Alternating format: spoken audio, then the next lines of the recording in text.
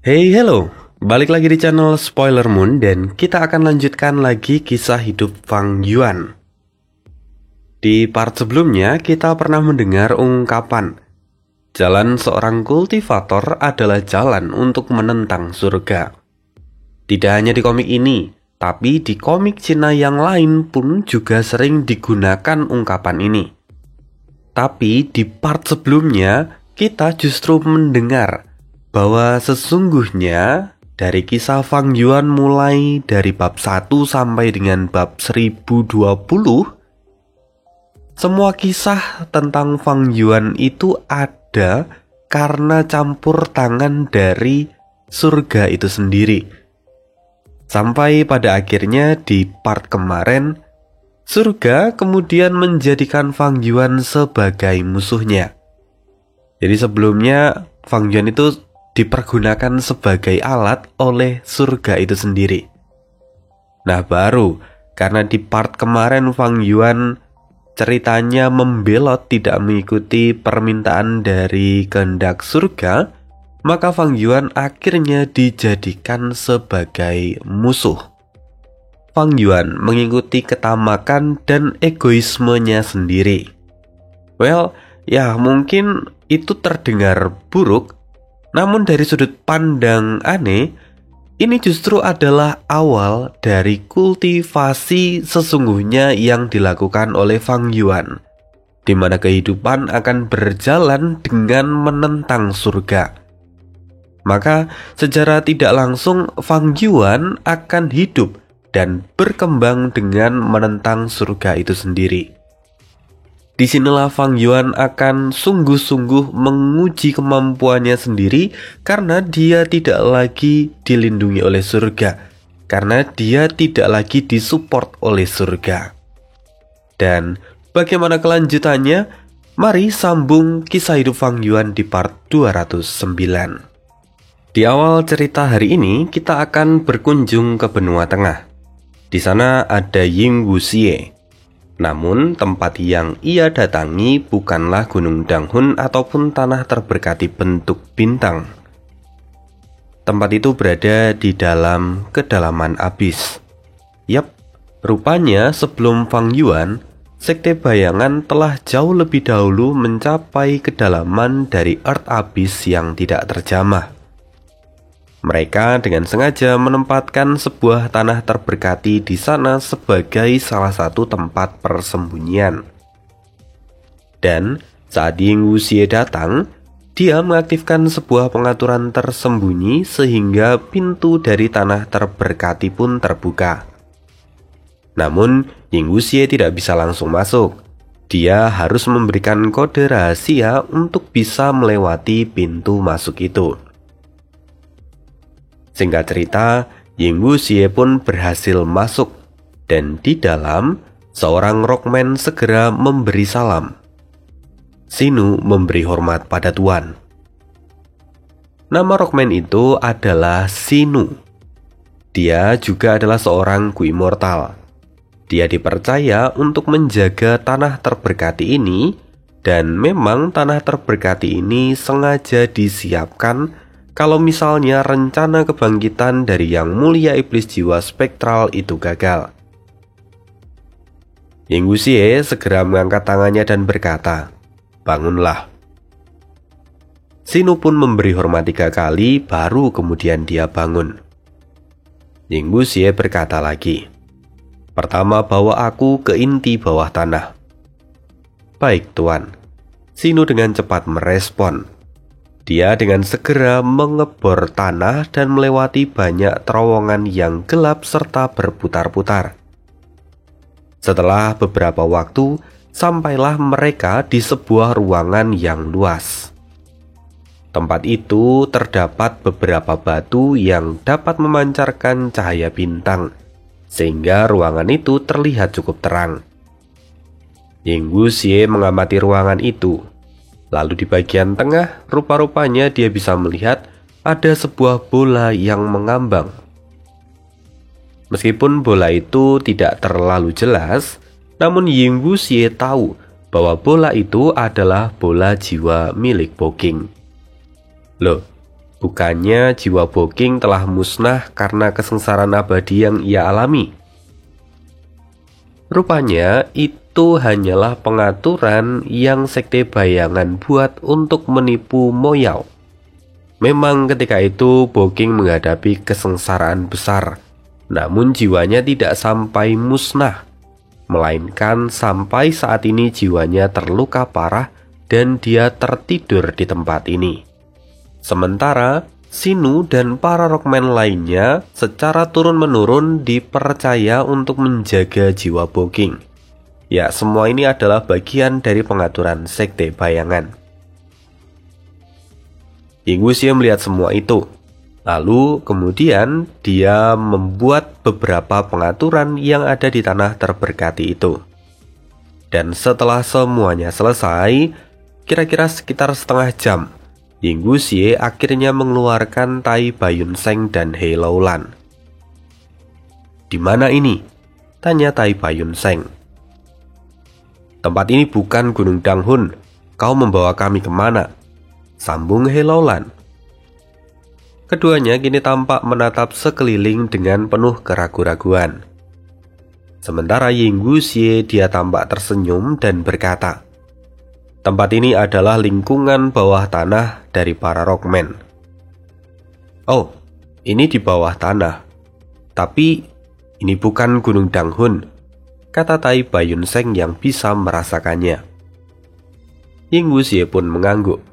"Benar, kita sekarang telah kembali ke benua tengah. Namun kita tidak bisa kembali ke Gunung Danghun. Karena itu, aku membawa kalian ke tempat ini. Kita sekarang ada di dalam Earth Abyss. Ini adalah markas rahasia yang telah diatur oleh Tuan." Tuan yang dimaksud di sini adalah Raja Sejati Gunung Ungu. Mendengar itu, Tai Baiyunseng tidak mempertanyakan apapun lagi. Sementara He Laolan berkata, "Oh, jadi ini di dalam Earth Abyss. Pantas saja sebelumnya kau juga menempatkan tanah terberkati bentuk bintang di dalam Earth Abyss." Mendengar itu, Ying Wuxie pun mengangguk. Dia terus berpura-pura menjadi Fang Yuan agar tidak mencurigakan. Walaupun sebelumnya dia sendiri tidak tahu kalau tanah terberkati bentuk bintang milik Fang Yuan juga ada di dalam Earth Abyss. Karena itu, Ying Wuxie saat ini justru mendapatkan informasi yang bagus dari He Laolan. Dia harus mengingatnya. "Tapi kenapa kita tidak kembali ke Gunung Danghun?" tanya He Laolan. Ying Wuxie sudah menyiapkan jawaban untuk pertanyaan ini. Jadi dia dengan santai menjawab, "Bukannya aku tidak mau kembali ke sana, tapi saat ini identitasku telah terungkap. Para Kui Mortal dari pengadilan surgawi pasti sudah mulai bergerak. Bahkan jika sebelumnya mereka terluka begitu parah, namun mereka masih bisa menggerakkan 10 sekte kuno hanya dalam 1 kali perintah. Karena itu, aku tahu bahwa saat ini Gunung Danghun tidak lagi aman untuk kita. 10 sekte kuno saat ini pasti sudah mengepungnya. Selain itu, aku juga sudah memasang beberapa formasi investigasi untuk mencari tahu situasi yang ada di sana." "Oh, begitukah? Lantas apa yang sudah kau temukan?" tanya He Laolan. Ying Wuxie menghela nafas dan kemudian dia berkata, "Seperti yang sudah kuduga sebelumnya, saat ini 10 sekte kuno sudah berkumpul dari berbagai arah. Mereka bahkan tahu kalau aku adalah orang yang telah menghancurkan gedung 88 Yang. Karena itu, sekarang mereka sangat marah dan telah mengepung Gunung Danghun dari luar." Mendengar itu, Tai Baiyunseng pun terkejut. Dia panik. "Tapi, apakah kita akan membiarkan Gunung Danghun? Gunung Danghun masih ada di sana. Kita harus melakukan sesuatu." Bagaimanapun, Gunung Danghun adalah salah satu sumber pendapatan utama dari Fang Yuan. Kehilangan Gunung Danghun jelas akan mempengaruhi perkembangan Fang Yuan. Itulah yang Tai Baiyunseng pikirkan. Namun, Ying Wuxie kemudian mencibir. Tidak ada pilihan lain selain melepaskan Gunung Danghun untuk saat ini. Kita biarkan saja 10 sekte kuno menjaga tempat itu untuk kita. Lagi pula, cepat atau lambat aku pasti akan mengambilnya kembali. Saat ini, yang lebih mendesak adalah memulihkan diri. Ying Wuxie terkejut. Apa yang terjadi? Tanya Tai Baiyunseng dengan panik. Tampak kemarahan melintas di mata Ying Wuxie. Tapi dengan segera dia menghapus semua kemarahan itu dan mengeluarkan sebuah gu yang kini sudah terbelah dua. Rupanya gu itu adalah gu perjalanan abadi yang mana saat ini sudah hancur. Ying Wuxie berkata, sebelumnya aku tidak menyangka kalau sekte bayangan akan sekuat ini. Pada akhirnya aku terpaksa menggunakan gu perjalanan abadi dengan tidak sempurna. Alhasil sekarang gu perjalanan abadi itu telah hancur. Ini? Tai Baiyunseng dan He Loulan pun terkejut. Bagaimanapun gu perjalanan abadi sangatlah praktis. Jadi tentu mereka merasa sangat kehilangan. Sementara Ying Wuxie mencoba menyembunyikan semua amarahnya. Dia menyadari bahwa ini pasti adalah bagian dari pengaturan yang Fang Yuan buat. Jika ini terus dibiarkan, pasti gu yang lain juga akan mengalami hal yang serupa. Ying Wuxie harus segera mencari cara untuk membatasi wasiat milik Fang Yuan. Aku mungkin harus berpacu dengan waktu, tapi aku tidak bisa membiarkan mereka semua menghancurkan diri, kata Ying Wuxie dalam hati. Sementara itu Tai Baiyunseng menyadari pikiran Ying Wuxie yang sedang berkelana. Dia bertanya, Fang Yuan, apa kau baik-baik saja? Ying Wuxie lalu menjawab, tidak apa-apa, hanya saja ada yang harus kulakukan sekarang. Oh, apa itu? Biarkan aku membantu, kata Tai Baiyunseng dengan senang hati menawarkan diri. Tapi dengan segera Ying Wuxie berkata, tidak masalah, aku akan mengurusnya sendiri. Untuk sekarang, kalian bisa beristirahat dan memulihkan diri terlebih dahulu. Sinu, tolong antar mereka. Baik, Tuan, kata Sinu yang kemudian membawa Tai Baiyunseng dan He Loulan meninggalkan tempat itu. Sementara itu, saat ini di sekitar Gunung Tianti, para Gu Immortal dari 10 sekte kuno telah berkumpul. Mereka berniat untuk menyerang dan merebut Gunung Danghun. Mereka mulai bekerja sama satu dengan yang lain untuk membuka pintu dari tanah terberkati dengan paksa. Kemudian setelah perjuangan yang panjang, akhirnya pintu dari tanah terberkati itu pun terbuka. Semua orang menjadi sangat bersemangat. Namun, begitu mereka memasuki tanah terberkati itu, semuanya tampak dipenuhi dengan kejutan dan mereka kehabisan kata-kata. Bagaimanapun sejauh mata memandang, seluruh tanah terberkati yang ada di sana sudah kosong. Bahkan Gunung Danghun sudah tidak ada lagi di dalam tanah terberkati itu. Semua orang benar-benar merasa kesal dan kecewa. Sejauh apapun mereka mencoba mencari, mereka tidak menemukan apapun yang tertinggal di sana. Sementara Little Hu, dia masih ada di dalam tanah terberkati itu. Dengan segera, dia mendekati seorang pria yang tidak lain adalah Feng Jiuge. Saat ini Feng Jiuge memang sudah pulih dan dia telah kembali ke benua tengah. Lalu tugas pertamanya setelah kembali adalah memantau penaklukan Gunung Danghun. Little Hu mendekat dan berkata, apakah Anda Tuan Feng Jiuge? Feng Jiuge pun menjawab, ya, itu aku. Tuan, sebelumnya majikanku memerintahkan aku untuk memberitahu Tuan bahwa dia telah mengambil semua yang ia butuhkan. Sementara tanah terberkati ini akan diberikan pada putri Anda, Feng Jinhuang, kata Little Hu dengan penuh kesedihan. Mendengar percakapan ini, orang-orang dari 10 sekte kuno pun tersentak. Bagaimana bisa Fang Yuan jauh lebih cepat daripada kita? Bukankah dari hasil deduksi para leader, saat ini Fang Yuan masih ada di perbatasan selatan? Bagaimana bisa dia melakukan semua pengaturan ini? Semua orang pun tampak tak percaya dan panik. Tapi meski begitu, tetap saja tidak ada yang bisa mereka lakukan. Saat ini tanah terberkati itu hanyalah tanah kosong. Satu-satunya nilai yang masih memiliki tanda dao perbudakan adalah tanda dao awan serta tanda dao darah. Sebaliknya, tidak ada yang tertinggal. Ini adalah tanah kosong, di mana kalau Feng Jinhuang ingin menggunakannya sebagai base dari miliknya, maka dia harus menyusun ulang segala sesuatunya. Tentu biaya yang harus dikeluarkan tidaklah sedikit. Dan Feng Jiuge pun paham akan hal itu. Kemudian, kini Feng Jiuge hanya bisa menghela nafas panjang setelah semuanya terselesaikan.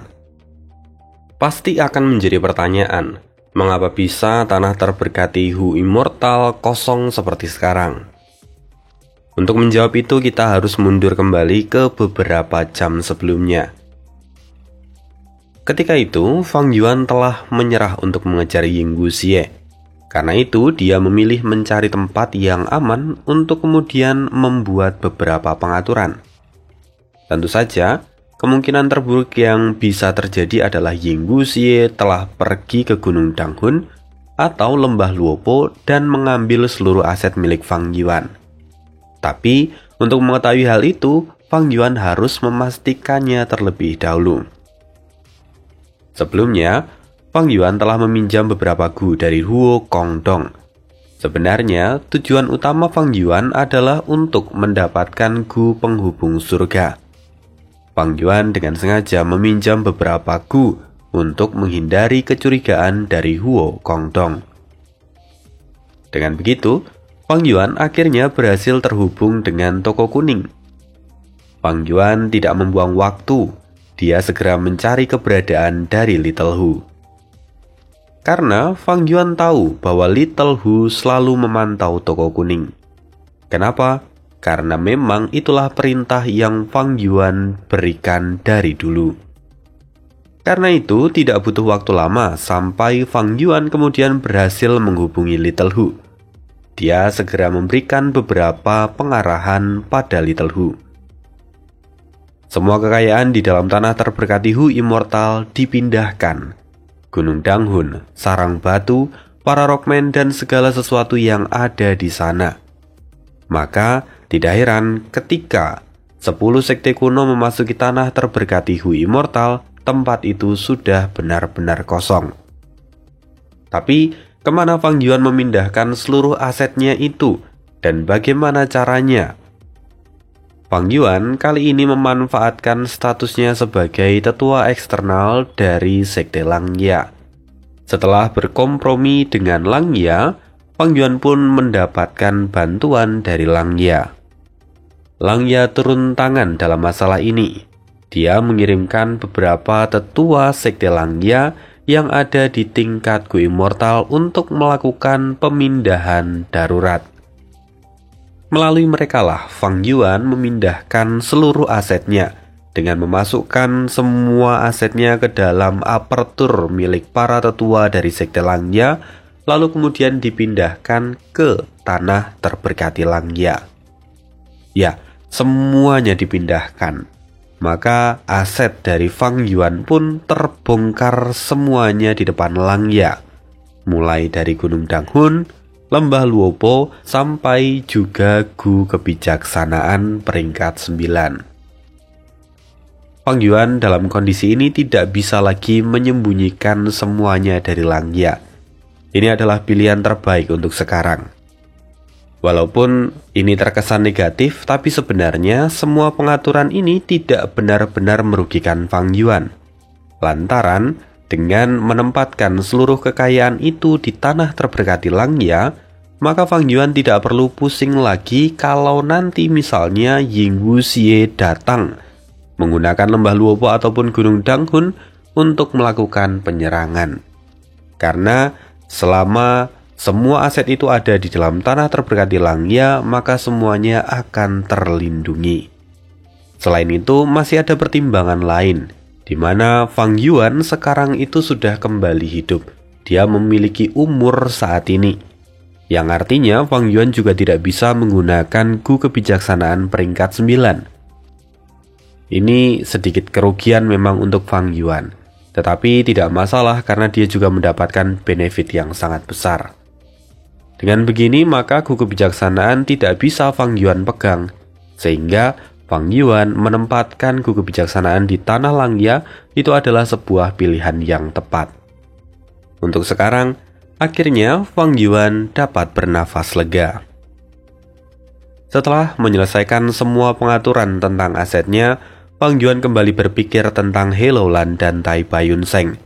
Sekarang adalah waktu untuk menghubungi mereka. Fang Yuan harus memberitahu mereka berdua bahwa orang yang saat ini ada dengan mereka itu bukanlah dirinya. Selama mereka berdua dapat diajak bekerja sama, maka mereka berdua nantinya dapat digunakan untuk melawan Ying Wuxie. Karena itu, Fang Yuan segera mengirimkan pesan melalui surga kuning harta karun. Metode ini Fang Yuan pilih karena ini adalah metode yang paling aman. Kalau Fang Yuan mengirimkan Gu informasi kepada mereka berdua, pertama Fang Yuan tidak tahu di mana mereka berdua. Yang kedua, kalau Fang Yuan menggunakan itu, maka Sekte Bayangan atau Ying Wuxie bisa mendetek Gu informasi itu. Maka semuanya akan menjadi masalah. Nah, satu-satunya cara yang paling aman adalah dengan melewati toko kuning. Fang Yuan meninggalkan pesan kepada mereka berdua. Setelah selesai menuliskan pesan untuk mereka berdua, Fang Yuan akhirnya punya kesempatan untuk memeriksa tubuh baru yang ia miliki. Dari awal dia belum sempat melihat tubuh barunya karena memang situasinya tidak mendukung. Dan sekarang waktunya untuk menjelajah apertur abadi Fang Yuan. Lebih tepatnya tanah terberkati yang ada di dalam apertur abadi miliknya. Setelah Fang Yuan mengirimkan kesadarannya ke dalam apertur miliknya, dia benar-benar dibuat terkejut. Nah, sebelum memahami apa yang membuat Fang Yuan terkejut, kita coba untuk mengulang lagi dan memahami konteks tentang jenis dan ukuran dari sebuah apertur milik seorang Gu Immortal. Jadi gini, setelah seorang Master Gu naik ke ranah Immortal, peringkat 6 tentunya, mereka akan mendapatkan tanah terberkati di dalam apertur milik mereka. Ukuran dari tanah terberkati itu sangat beragam, bergantung pada pencapaian dan akumulasi yang telah diperoleh oleh Master Gu sebelum naik ke ranah Immortal. Karena itu seringkali memang para Master Gu peringkat 5 itu sengaja untuk berhenti di situ dulu, mengumpulkan pencapaian supaya nanti bisa mendapatkan tanah terberkati yang lebih bagus. Satu, yang kedua, mereka juga mempersiapkan diri untuk bisa melewati ujian dari ranah Gu Immortal, kurang lebih seperti itu. Nah, karena itu biasanya akan ada beberapa tingkatan yang dimiliki oleh seorang Master Gu. Nah, karena ada beragam tadi, biasanya tanah terberkati itu akan digolongkan dalam beberapa tingkatan. Tingkatan pertama yaitu pencapaian biasa, di mana seorang Master Gu yang telah berhasil melewati ujian dari ranah Immortal dengan pencapaian yang biasa saja, maka mereka akan mendapatkan tanah terberkati yang paling kecil. Luas wilayahnya kurang lebih sekitar 2000 km persegi. Lalu, kemudian tingkat kedua adalah tingkatan sedang dengan luas wilayah berkisar di antara 2700 sampai dengan 4000 km persegi. Kemudian, tingkat ketiga biasanya itu akan dimiliki oleh orang-orang yang memiliki pencapaian tingkat tinggi. Contohnya dalam cerita ini adalah Tai Bayun Seng. Dia memiliki tanah terberkati tingkat tinggi, yang mana luas wilayah dari tanah terberkati tingkat tinggi itu akan berkisar sekitar 4.700 sampai dengan 6.000 km persegi. Lalu di tingkatan yang keempat, ini jarang orang tahu karena seringkali hanya dianggap sebagai urban legend, di mana tingkat keempat itu adalah tingkat super, yang mana biasanya tingkatan ini hanya didapatkan oleh mereka yang memiliki fisik ekstrim. Luas tanah terberkati yang mereka miliki biasanya akan berkisar di antara 6.700 sampai dengan 13.000 km persegi. Itu adalah tingkatan yang paling umum untuk mengetahui luasan wilayah dan kualitas dari tanah terberkati seorang Master Gu. Ya, banyak orang yang mengetahui pemahaman ini. Sampai situ kita sadar, langsung aja kita garis bawahi bahwa tanah terberkati tingkat super itu luas wilayahnya ada di sekitar 6.700 sampai dengan 13.000 km persegi. Yang mana kalau diukur dengan lapangan bola kurang lebih itu kira-kira sekitar 1.000 sampai dengan 2.000 kalinya lapangan bola. Sangat luas. Nah, sekarang kita akan kembali kepada apa yang membuat Fang Yuan terkejut. Ketika Fang Yuan melihat tanah terberkati miliknya, rupa-rupanya tanah terberkati miliknya terdiri dari 10 lapis. Padahal secara umum tanah terberkati itu hanya terdiri dari 1 lapisan saja. Sementara milik Fang Yuan ada 10 lapis. Tidak berhenti di sana. Ketika Fang Yuan melihat luas dari tanah terberkati miliknya, dia tahu bahwa 1 lapisan dari tanah terberkati miliknya itu luasnya bisa mencapai 33.500 km persegi. Artinya 1 lapisan dari tanah terberkati milik Fang Yuan saja itu sudah hampir 3-5 kali lipat dari luas tanah terberkati tingkat super. Dan ini ada 10 lapis. Bagaimana tidak Fang Yuan terkejut? Maka bisa dibayangkan betapa luar biasanya tubuh baru yang dimiliki oleh Fang Yuan. Dan tidak mengherankan kalau misalnya jumlah tanda dao milik Fang Yuan saat ini sangatlah banyak. Siapa sangka tanah terberkatiku memiliki karakteristik seperti gua surga. Bahkan mungkin tanah terberkati ini adalah tanah terberkati terbesar di dunia. Bahkan tanah Langya saja tidak sebesar tanah terberkatiku. Aku tidak bisa membayangkan akan menjadi sebesar apa tanah terberkati ini di masa depan setelah mengalami bencana kesengsaraan. Memikirkan semua itu, Fang Yuan tampak bersemangat. Setelah memeriksa tanah terberkati miliknya, Fang Yuan tiba-tiba kembali menerima sebuah pesan. Fang Yuan segera memeriksa pesan itu. Mungkin ini adalah balasan dari Tai Bayun Seng ataupun He Laulan, pikir Fang Yuan. Tapi sayangnya, setelah Fang Yuan melihat pesan itu, rupanya itu tidak berasal dari mereka berdua, melainkan pesan itu berasal dari Langya. Fang Yuan segera terhubung dengan toko kuning untuk kemudian berkomunikasi dengan Langya. Ya, kayak semacam chattingan atau malah mungkin teleponan. Memang kurang terlalu jelas di sini, tetapi kalau dari pembicaraan mereka itu malah seperti teleponan begitu. Di sana terlihat Langya penuh dengan semangat dan dia berkata, "Bajingan, kau akhirnya menjawab panggilanku." Fang Yuan memang telah menyembunyikan banyak kartu as dari Langya. Karena itu, tentunya saat Langya mengetahui semuanya, dia pun terkejut. Namun, daripada marah, Langya saat ini justru terlihat sangat bersemangat.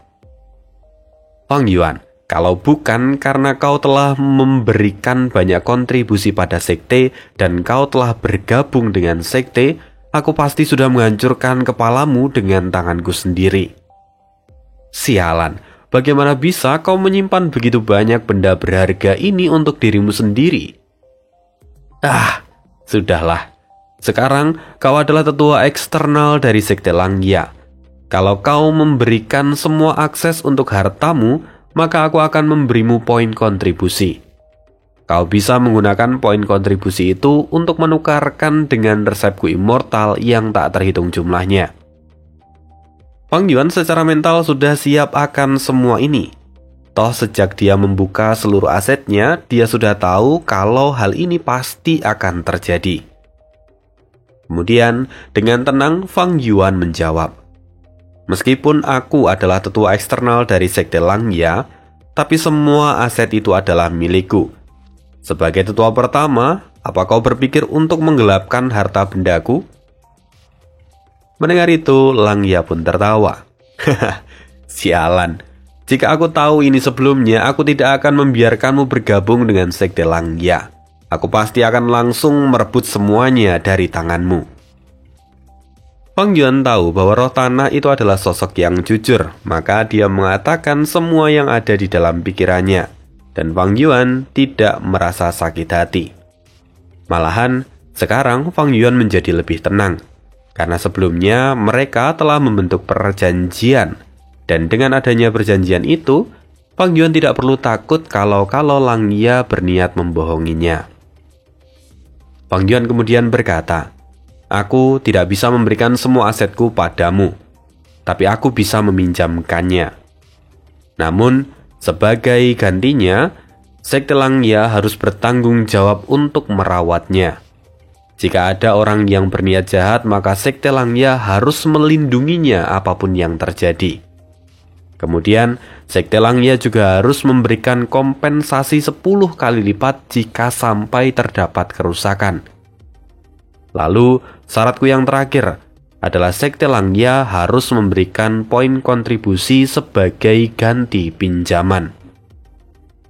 Mendengar itu, Langya sangat gembira. Dia berseru, "Bajingan, kau sungguh bijaksana. Itu adalah ide yang bagus. Dengan begini, aku bisa meninggalkan anak-anakku untuk berlatih dengan tenang di Gunung Danghun dan Lembah Luopo. Lalu, aku juga bisa menyimpulkan resepku menggunakanku kebijaksanaan. Ini sungguh luar biasa. Baiklah, aku setuju dengan syaratmu." Setelah itu, kedua belah pihak mulai bernegosiasi lagi untuk menentukan detail dari kesepakatan mereka. Dalam negosiasi ini, Fang Yuan juga menjelaskan tentang seluruh asetnya yang lain, termasuk adanya kawanan manusia bulu yang dianggap sebagai budak oleh Fang Yuan, lalu kemudian juga tentang para manusia berbulu yang ada di Gunung Danghun, di mana para manusia berbulu ini akan direlokasi oleh Langya, dirawat oleh Langya, dibesarkan oleh Langya. Tetapi Fang Yuan mengajukan syarat bahwa para manusia berbulu ini tetap harus menyempurnakan gu yang diminta oleh Fang Yuan. Lalu kemudian juga Fang Yuan mengatakan tentang kondisinya sekarang, di mana saat ini dia mengatakan kalau Tai Bayun Seng serta Hello Lan telah menjadi tawanan dari Ying Wuxie. Ya, otomatis Fang Yuan juga menjelaskan tentang siapa Ying Wuxie dan apa yang baru saja terjadi.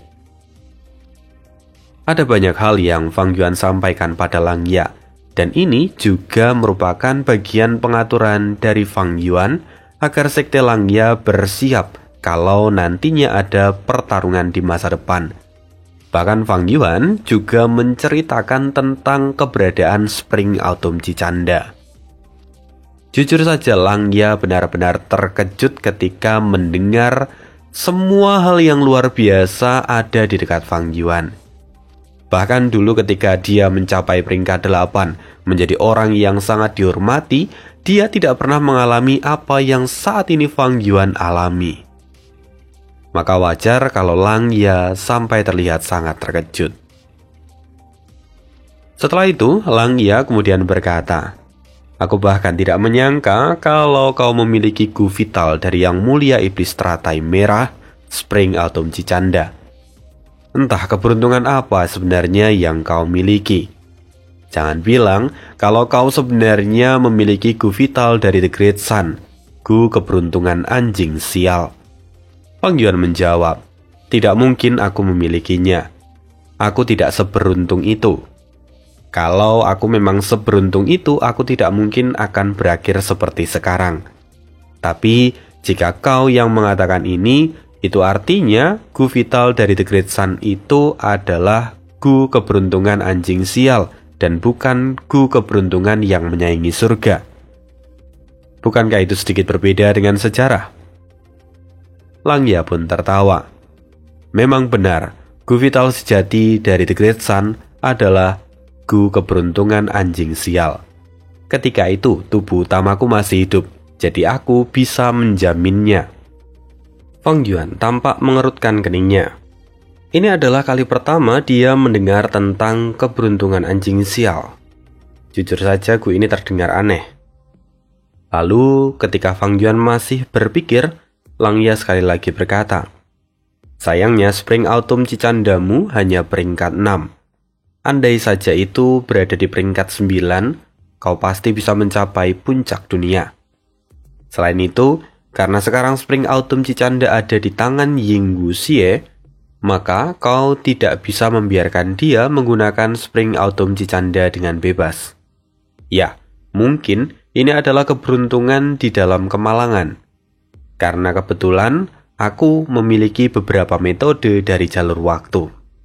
Apalagi, Spring Autumn Cicanda hanya ada di peringkat 6 dan aku tahu siapa pemiliknya sekarang. Maka dengan begitu, ini akan cukup mudah untuk diselesaikan. Tunggu, apa maksudmu kau bisa mengcounter Spring Autumn Cicanda? Tanya Fang Yuan yang kini tampak semakin tertarik.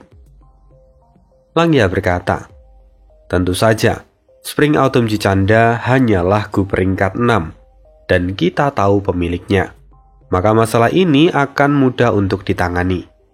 Meskipun Spring Autumn Cicanda dulu adalah Gu vital dari yang mulia teratai merah, tapi pada akhirnya dia juga bukan Master Gu yang tak terkalahkan. Pada akhirnya, hukum keseimbangan terus berjalan, dan waktu bukanlah jalur yang terkuat di dunia. Semua jalur memiliki kekuatan dan kelemahannya masing-masing. Jadi tentu kita bisa mengcounter Spring Autumn Cicanda. Mendengar ini, Fang Yuan bisa mengerti bahwa apa yang dikatakan oleh Langya itu benar-benar masuk akal.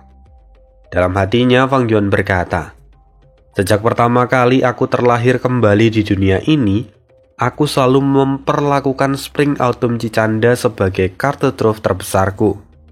Aku bahkan tidak pernah membayangkan bahwa akan datang hari di mana aku harus melawannya. Memikirkan semua itu, nafas Fang Yuan menjadi berat.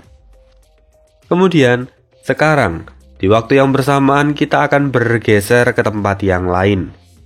Kita tiba di sebuah lokasi yang diberi nama Lembah Mingtan. Lembah Mingtan ada di bawah kendali Sekte Teratai Surgawi dan Sekte Rumah Angin dan Awan. Kedua sekte ini adalah 2 dari 10 sekte kuno yang ada di benua tengah.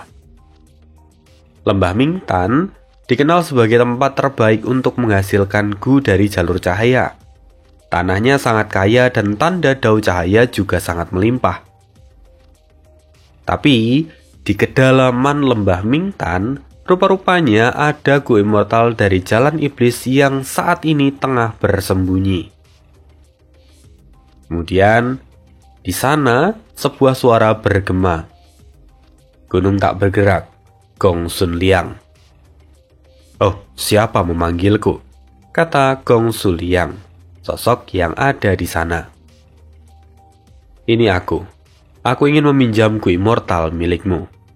Kata suara itu lagi, di mana suara itu tidak lain adalah suara dari Ying Wuxie.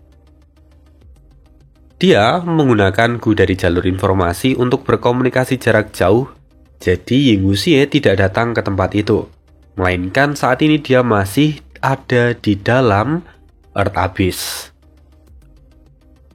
Apa? Anda ingin meminjam Gu immortal milik saya? Tampak Gong Sun Liang terkejut. Ya, jawab Ying Wuxie singkat.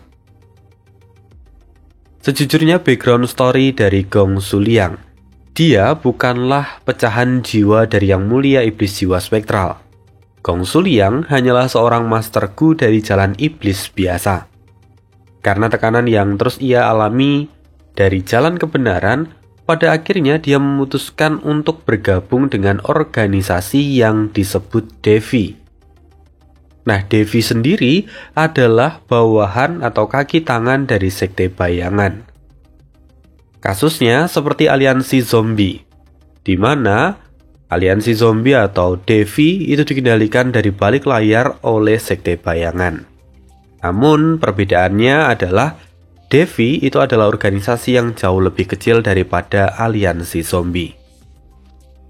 Seperti yang dikatakan sebelumnya, bahwa Gong Suliang bergabung dengan Devi itu karena dia mencari perlindungan.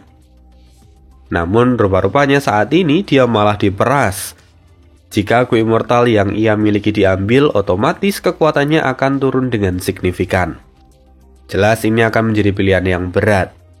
Tapi dia kalau misalnya tidak mau menurut, itu juga akan menjadi sulit bagi dia karena dia harus meninggalkan Devi. Sampai pada akhirnya Gong Suliang tidak punya pilihan lain. Dia tidak bisa menolak permintaan dari Ying Wuxie. Dengan berat hati, dia kemudian mengirimkan Ku Immortal miliknya melalui organisasi Devi. Seperti yang dikatakan sebelumnya bahwa setiap jalur memiliki kelemahan dan kelebihan masing-masing. Begitu juga Gu. Tidak ada Gu yang tidak berguna, tidak ada Gu yang terlalu sempurna. Semuanya memiliki kegunaan bergantung pada pemakainya.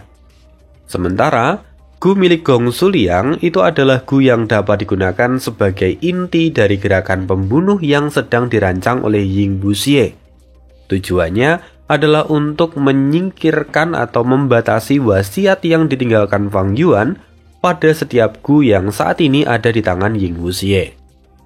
Karena itu, Ying Wuxie mencoba untuk melobi beberapa Gu Immortal yang ada di bawah sekte bayangan tentunya untuk dipinjam Gu Immortal miliknya. Salah satunya adalah Gong Suliang ini. Ya, pada Gong Suliang semuanya berjalan lancar dan kemudian Ying Wuxie mendapatkan Gu Immortal dari Gong Suliang. Tetapi rupa-rupanya hal ini tidak berlaku untuk Gu Immortal yang lain. Karena faktanya memang ada beberapa Gu Immortal yang menolak permintaan dari Ying Wuxie. Bahkan mereka tidak ragu untuk keluar dari organisasi. Tentu hal ini membuat Ying Wuxie marah. Dia juga menandai orang-orang yang telah menolaknya. Singkat cerita, Ying Wuxie kembali mencoba mencari pinjaman pada Gu Immortal yang lain. Meskipun banyak di antara mereka yang menolak dan memberi alasan. Hal ini membuat rencana Ying Wuxie tidak berjalan lancar. Meskipun, singkat cerita, akhirnya Ying Wuxie berhasil menekan wasiat yang ditinggalkan oleh Fang Yuan agar Gu yang ia pegang saat ini tidak meledakkan diri. Tapi meskipun berhasil, pada akhirnya Ying Wuxie seolah harus menelan pil pahit karena kerugian yang ia terima juga tidak sedikit. Fang Yuan, kau memang perencana yang baik. Tapi tunggu saja. Tidak akan lama sampai aku mengambil semua yang telah kau ambil dariku. Kini mata Ying Wuxie tampak dipenuhi dengan kemarahan, dendam, dan rasa haus darah.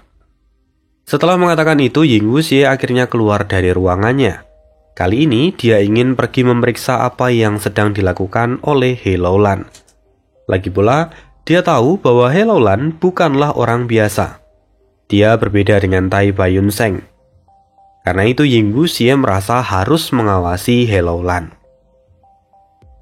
Setelah itu, Ying Wuxie pun masuk ke dalam kamar He Laolan. Dia bisa melihat bahwa saat ini He Laolan sedang duduk di ranjang batu. Perlahan He Laolan mulai membuka matanya, dan sepintas terlihat kekhawatiran di sudut matanya. Ying Wuxie sendiri dapat melihat kekhawatiran itu dengan jelas. Lalu Ying Wuxie berkata, "He Laolan, kau bisa berhenti mencoba menggunakan Gu penghubung surga. Kau tidak akan bisa terhubung dengan toko kuning selama kau ada di sini. Tempat ini sudah kupasang informasi agar kau tidak bisa terhubung dengan toko kuning." Mendengar itu mata He Laolan terbelalak. Dia tidak menyangka kalau Ying Wuxie bisa menebak apa yang sedang ia lakukan. Lalu kemudian Ying Wuxie berkata, "Kau tidak perlu berbohong padaku. Aku tahu bahwa kau pasti mencurigaiku. Karena itu, aku akan memberitahumu. Jadi kau tidak perlu repot-repot lagi melakukan segala sesuatu yang sia-sia. Karena semuanya memang sesuai dengan dugaanmu, bahwa aku memang bukan Fang Yuan. Aku adalah Ying Wuxie." Mendengar itu, ekspresi He Laolan seketika berubah drastis. Rupanya tebakannya benar. He Laolan memang sudah curiga sejak awal. Karena setelah Raja Zombie berlengan 6 bangun, dia bertingkah aneh dan tidak seperti Fang Yuan. Kemudian, setelah sampai di tempat ini, He Laolan juga merasa seperti dikurung. Dia bahkan tidak bisa terhubung dengan toko kuning. Kedua hal ini membuat kecurigaan dari He Laolan menjadi semakin besar. Kemudian, benar saja, saat ini Ying Wuxie mengakui dirinya bahwa dia bukanlah Fang Yuan. Mendengar semua itu, He Laolan bahkan sampai tidak tahu harus bereaksi seperti apa. Wajahnya tampak dipenuhi dengan rasa tidak percaya. Ying Wuxie melihat semua itu. Dia tampak menghela nafas sejenak, kemudian berkata, "Kau pasti tahu identitasku setelah aku menyebutkan namaku. Aku adalah pecahan jiwa dari Yang Mulia Iblis Jiwa Spektral. Aku telah mengambil alih tubuh Fang Yuan. Sekarang, aku ingin bicara denganmu. Aku akan memberimu 2 pilihan. 1, kau akan mati di sini. Atau yang kedua, kau akan meninggalkan Fang Yuan dan bergabung denganku." Deklarasi Ying Wuxie yang begitu mendadak membuat situasi di sana sangat pasif. Padahal sebelumnya, Sekte Bayangan dan Boking juga telah membunuh kedua bibinya, which is itu adalah keluarga terakhir dari He Laolan selain He Cheng. Tapi sekarang, Ying Wuxie dengan penuh percaya diri justru memaksa He Laolan untuk bergabung dengan dirinya. He Laolan jelas dipenuhi dengan kebencian dan kemarahan yang mendalam. Tapi, dia adalah seorang yang jenius. Dia tidak akan bertindak sembarangan. He Laolan berpikir sejenak. Ying Wuxie berani menantangku meski tubuhnya adalah tubuh zombie peringkat 6. Karena itu aku yakin bahwa dia pasti telah membuat banyak persiapan sebelumnya. Belum lagi, dia juga adalah pecahan jiwa dari Yang Mulia Iblis Jiwa Spektral. Ini adalah situasi yang serius. Jika aku menolaknya, aku pasti akan mati. Maka satu-satunya jalan adalah dengan mengikuti alur, dan kemudian mencari celah di masa depan untuk membalaskan dendam. Akhirnya, He Laolan berkata, "Sekte bayanganmu telah membunuh kedua anggota keluargaku. Lalu, bagaimana bisa sekarang kau ingin aku bergabung denganmu? Apa kau tidak takut kalau aku akan mengkhianatimu di masa depan?" Apa yang perlu ditakutkan? Pertama, aku kuat, sementara kau lemah. Kedua, aku memiliki metode jalur informasi untuk membatasimu menggunakan perjanjian aliansi. Ketiga, aku mengerti kepribadianmu. Kau bahkan belum balas dendam untuk ibumu. Kau masih harus membunuh He Cheng. Tapi, dengan kultivasimu sekarang, kau belum cukup kuat. He Laolan tersentak. Dia tidak tahu bagaimana bisa Ying Wuxie begitu mengenali dirinya. Memang benar, ada kata pepatah, kenali dirimu dan musuhmu.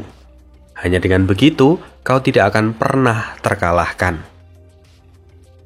He Laolan tidak berharap kalau Ying Wuxie akan tahu banyak hal tentang dirinya. Sebaliknya, dia bahkan tidak tahu sepenggal pun cerita tentang Ying Wuxie. Situasinya menjadi sangat tidak menguntungkan untuk He Laolan. Tapi semua ini karena siapa? Ya jelas karena Fang Yuan. Sebelumnya Sekte Bayangan menargetkan Fang Yuan. Karena itu Pak Tua Yanxi melakukan penerawangan pada Fang Yuan dan orang-orang yang ada di sekitarnya. Dari situlah Ying Wuxie bisa tahu informasi tentang Hello Lan ataupun tentang Tai Baiyun Seng. Sekarang wajah Hello Lan tampak menghitam karena kesal. Tapi setelah beberapa saat, Hello Lan bisa mengontrol emosinya. Dia menjadi lebih tenang dan berkata, "Kenapa kau menginginkan aku? Siapa yang harus kulawan? Jika itu adalah pengadilan surgawi, maka lebih baik kau membunuhku sekarang. Tidak masuk akal untuk melawan mereka. Aku pun tidak akan mampu." Mendengar itu Ying Wuxie pun tertawa. Tidak. Tentu aku tahu kalau kau tidak akan mampu melawan mereka. Aku mengajakmu hari ini karena aku ingin kau mengurus Fang Yuan. Cahaya terang melintas di mata Hello Lan. Dia berkata, "Jadi maksudmu Fang Yuan saat ini belum mati?" "Ya, dia masih belum mati. Dia tidak hanya belum mati, tetapi dia juga mendapatkan keuntungan yang besar dari peristiwa ini," jawab Ying Wuxie dengan penuh kekesalan. Hello Lan perlahan mengerti, lalu kemudian dia bertanya, "Lantas apa yang kau inginkan dariku? Apa kau ingin menggunakanku untuk mengambil seluruh aset yang ada di Gunung Danghun?" Mendengar itu Ying Wuxie mencibir. Segala sesuatu yang ada di dalam tanah terberkati Hu Immortal dan juga tanah terberkati bentuk bintang saat ini seharusnya sudah kosong. Fang Yuan telah memindahkan semuanya ke tanah terberkati Langya. "Apa? Tanah terberkati Langya?" "Benar. Itu adalah tempat di mana kau dan Pri Lisan melawan Qin Bai Sheng, Hei Cheng dan yang lainnya." "Kenapa? Apa Fang Yuan bahkan tidak memberitahumu tentang hal ini?" ejek Ying Wuxie. Mendengar itu Hello Lan pun terdiam. Lalu kemudian Ying Wuxie berkata lagi, "Tanah terberkati Langya adalah tanah terberkati peninggalan dari leluhur rambut panjang. Tempat itu dulunya adalah gua surga, namun kini telah jatuh menjadi tanah terberkati. Dan semua itu sebenarnya bukanlah sebuah kegagalan, melainkan sebuah pengaturan dari Langya sendiri. Tetapi meski begitu, pondasi yang ada di sana sangatlah kuat dan kaya. Bahkan bisa dikatakan kalau tempat itu adalah tanah terberkati nomor 1 di 5 wilayah. Bahkan tanah terberkati istana kekaisaran yang kau temukan sebelumnya itu tidak bisa dibandingkan dengan tanah terberkati milik Langya. Lalu, saat ini Fang Yuan tidak hanya memindahkan sumber daya miliknya ke tanah Langya, tetapi dia juga telah bergabung dengan sekte Langya. Dia adalah pengkhianat bagi kaum manusia. Dia memilih untuk menjadi antek dari para manusia berbulu." Mendengar semua itu, Hello Lan benar-benar keheranan. Bagaimana bisa Ying Wuxie mengetahui semua itu sampai detail-detailnya? Melihat Hello Lan yang sedang berpikir, Ying Wuxie tertawa. "Kenapa? Apa kau bertanya-tanya bagaimana caraku bisa mengetahui semua itu sampai sangat detail?" "Itu mudah. Semua itu karena kami juga menempatkan mata-mata di dalam tanah terberkati Langya. Karena itu, mungkin saat ini Fang Yuan terlihat bebas, tapi sebenarnya dia masih ada di dalam genggaman tanganku. Cepat atau lambat, dia akan mati. Karena itu, sekarang jika kau ingin bertahan, pilihanmu adalah bergabung denganku." Hello Lan kembali mengingat segala sesuatu yang ia lihat di Gunung Yitian. Dia tahu bahwa Yang Mulia Iblis Jiwa Spektral adalah sosok yang legendaris.